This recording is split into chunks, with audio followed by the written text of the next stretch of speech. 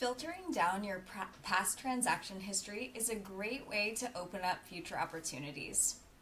I'm here in the loans view, so that way I can drill down to look for certain segments of my past funded database to remarket to.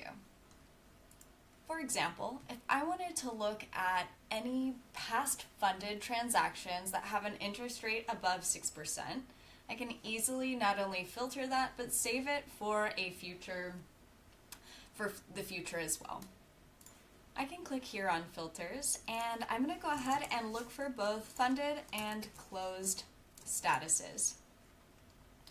I could also layer some additional pre-built filters, including the interest rate to and from.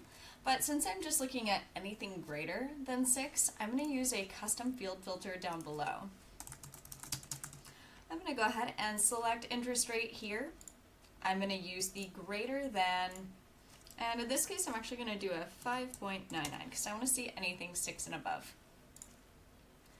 When I create that and press apply, this is going to yield the results.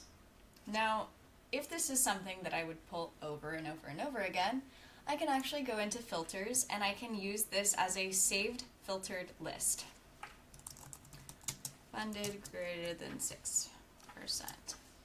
When you save that, it will actually show up in your saved lists dropdown. So that way you can easily grab that filter.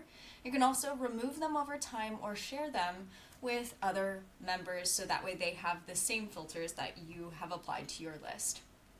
If you have any follow-up questions on how to filter down your past transaction history, we're here to help.